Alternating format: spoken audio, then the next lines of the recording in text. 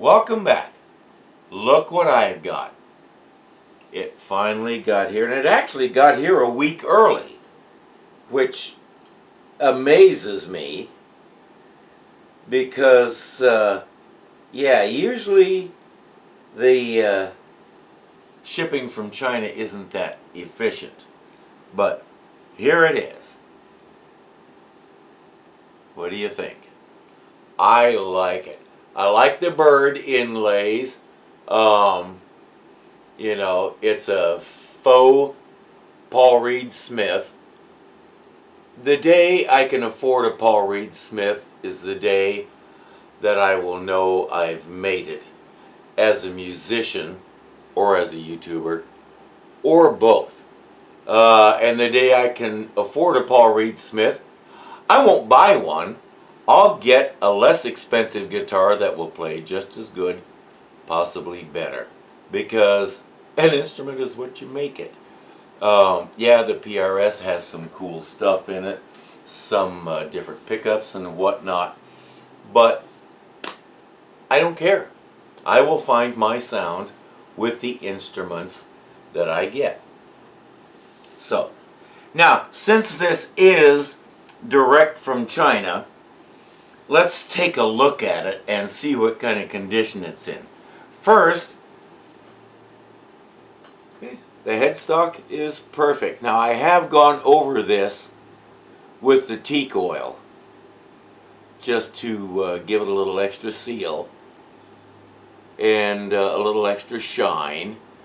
I was going to have my wife paint the headstock, but she prefers not to, so I will come up with some kind of logo to put on that.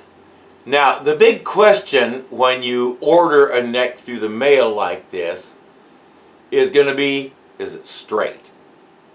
Because, yeah, the ones from China are notorious for looking a bit like a switchback highway.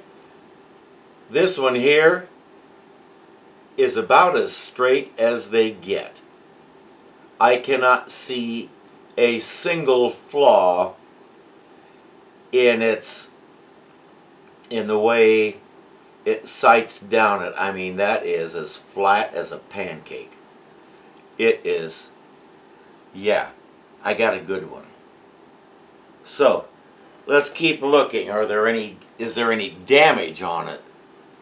I don't see any on the back of the headstock or on the back of the neck here. Yeah, now you may notice it isn't drilled and neither is that body. I get to figure out where the holes go and drill them from scratch. And you know what? Honestly, I'm excited about that because, again, it's something I've never done before, so why not? That is just, that's a spot on the wood. That is just a discoloration. The fretboard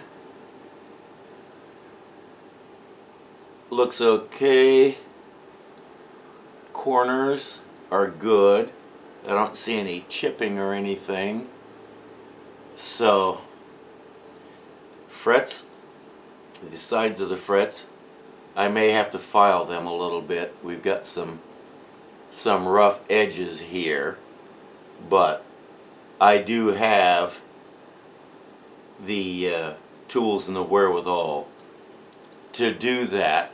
I will need to check the fret leveling, make sure they're all the same height. I'm going to have to watch a couple of tutorials on how to do that because it's been way too long since I watched one and I forgot a few things. Now, the scale length I already measured from the nut to the 12th fret is exactly 12 inches. So the scale length on this is going to be a full 24 inches. And that's going to make life a little bit easier. I did notice one little bit of damage, and that is right here. The nut is broken. That corner is chipped off, and that would make it really easy for the low E string to fall off. Good thing I don't plan to use it. The first step is going to be to take that nut off. The Floyd Rose system uses a whole different kind that I will be putting on here. So that right there is what it takes to remove the nut from a guitar neck. If you ever feel a little intimidated and wonder, you know, should I really do this? Yeah, that's how easy it is. A little tap and off it goes. It's just glued on. So next step here is going to be to go ahead and put the Floyd Rose locking system on. We will do that now. Alright, here's the situation with the nut. You saw we took the old one off. Now, I have a problem. This right here is the nut for the Floyd Rose locking. It goes on there. But there's a small problem with it. When I put a straight edge across here, I'm supposed to have about 1 millimeter of space between the straight edge and the first fret. Yeah, I got no space at all. In fact, it's right down level with all the frets. So I got to put a shim under this thing to get it up to where it needs to be. I hunted and hunted, found a piece of this plastic here. I need approximately 3 millimeters. That's approximately how much I need to raise it. This plastic is somewhere between 2.5 and 2.7, depending on how hard I hunk down on my electronic caliper. But when I put that in place, and then I put the straight edge on it, if I can get it in camera here, and then I put the straight edge on it, you can't see it, but it's just pretty well exactly where I need it to be. So that is going to be my spacer. First thing I'll do is take it out to the sander and the router and shape it properly so it's not sticking out like that. But yeah, I'll do that off camera, and then I'll come back and we will start putting this thing together. Now, I did hit one other snag with this, and that is this truss rod hole here isn't perfectly centered. I have, let me get it here, I have roughly, alright, wrong side. Over here I have about 15 millimeters. Over here I have more like 17. Now that doesn't seem like much until you go to put something like this on it and realize that this screw hole over here is overlapping the truss rod cavity. So I've got to sort out what to do about that, and that may take me a little time, but we are rolling. I've got my spacer. This is just about ready to start putting together. There is one other thing we need to do before I can mount this neck, and that is make some holes for it. Here is my neck plate, gold of course. So I'm going to position it here. I can eyeball because the edges are straight and I'm just going approximately the same distance from all of them. So got my smushed little Sharpie here. We'll go ahead and mark these holes.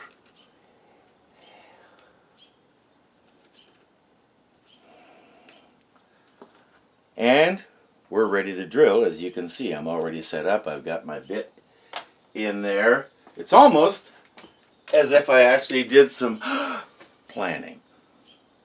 But now we can't have that, can we? Well, you know what? It's my show and I'll plan if I want to, so there. All right, let's do this.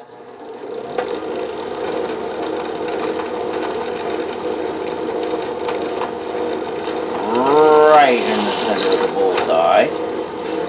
Next question, did it go all the way through? It did not. So, that means I got to change my depth.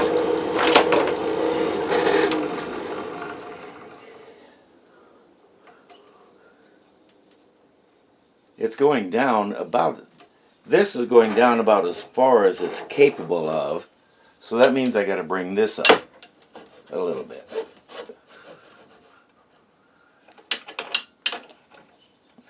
Then I got to turn it the right way to tighten it, but yeah, that's just being silly. And that's too much, as you can see. So we got to do like the guy who told a psychic a joke and then slapped him. Strike a happy medium. So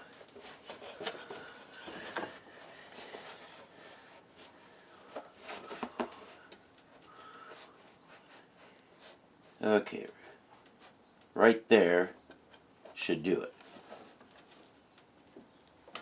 Unfortunately, sometimes this stuff almost takes 3 hands. Let's try it now.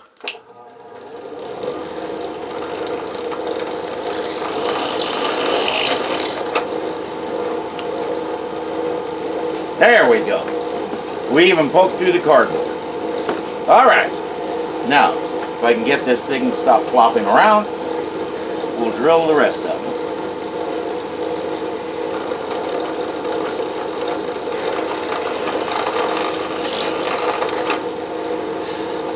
The other good thing about this is if I make a flub, it's going to be hidden under the plate.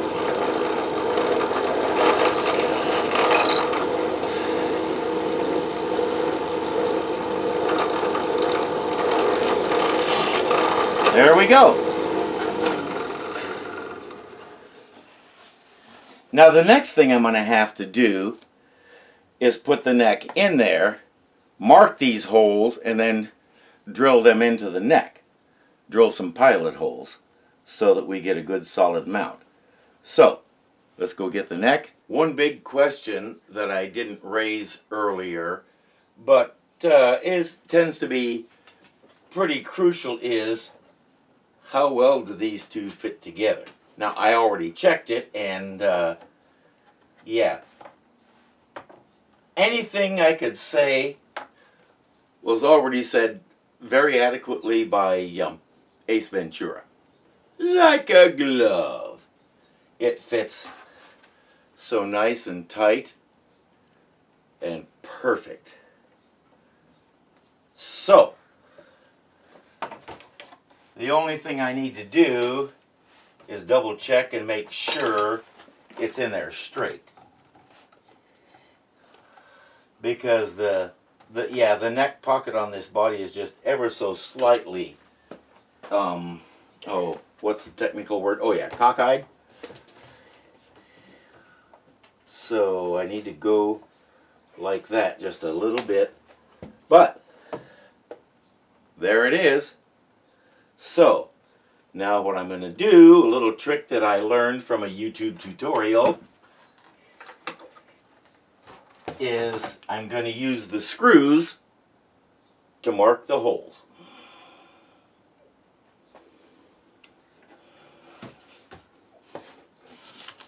Just as soon as I remember where I put them. There they are. Okay. Alright, get this perfectly aligned with the edge of the pocket. And we get one of these screws here.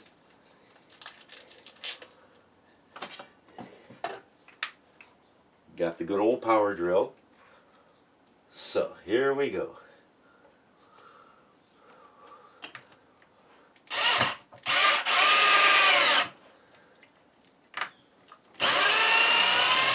Now in TV and movies and video games and stuff, they like to say, we've got one shot at this. That's not the case here.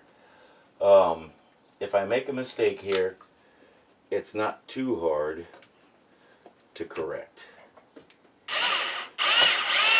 Alright, there we go. When I feel it pushing up on the body, then I know I'm at the wood of the neck. So, that's 2. Third one here. Third one falls down. There's always one. Tries to run away, you know. You know how it is with the inanimate objects, you know. Sometimes they like to win. And sometimes you just have to let them. It's the only way to live with the fickle little twerps. So. Alright, 1 to go. And there we are. Now, let's see what we've got for hole marks. Oh, look at that.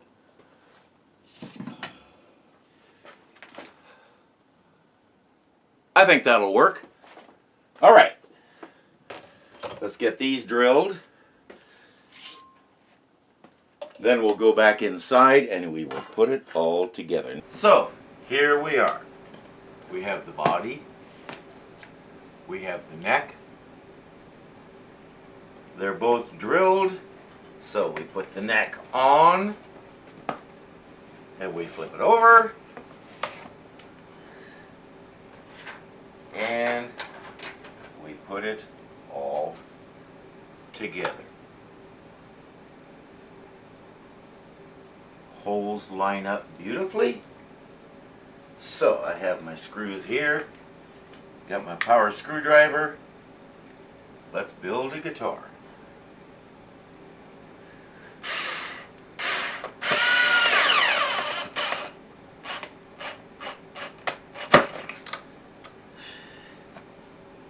I'll have to finish tightening that one by hand, which I would do anyway. By the looks of it, I have a feeling my pilot holes could have been just a little bit deeper to make it a little easier for this thing. But, you know what? That gives me a more solid grip. So, this thing ain't coming apart.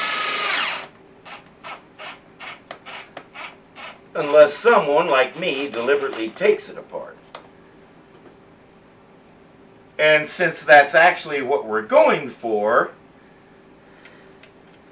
well, you know what? Okay, this one is just ever so slightly off from the plate, but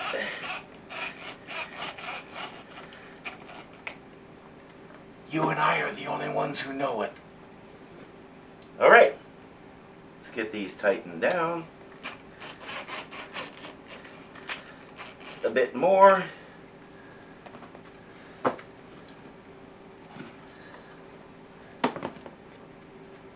Look what I made.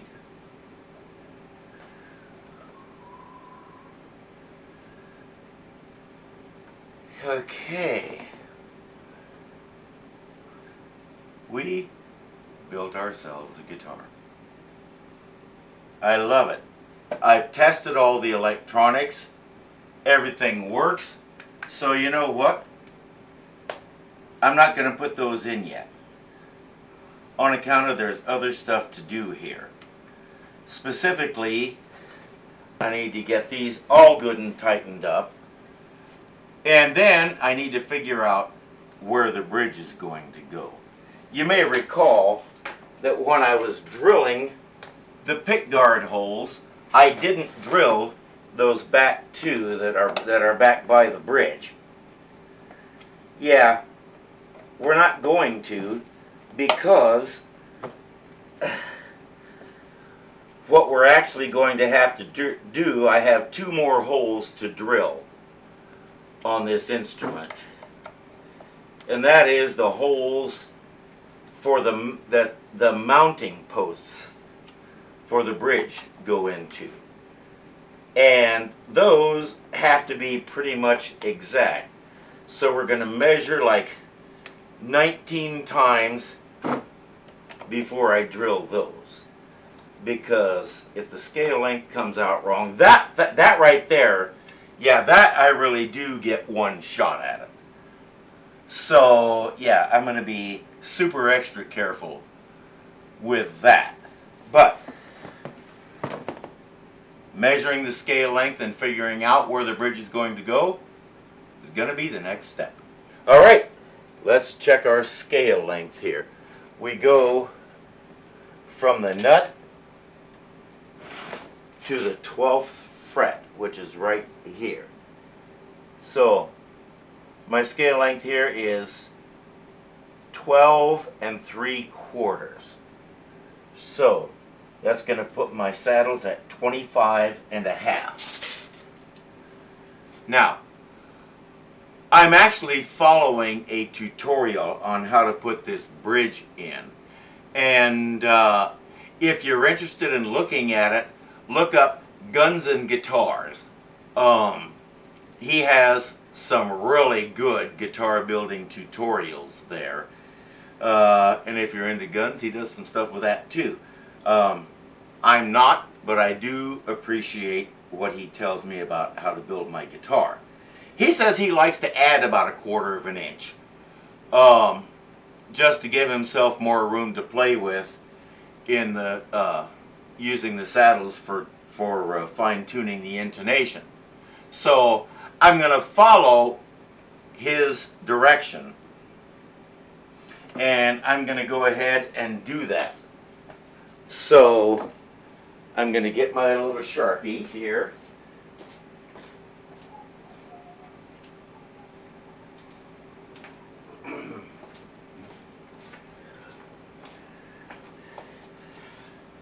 I'm using a fine point Sharpie this time because this has to be precise.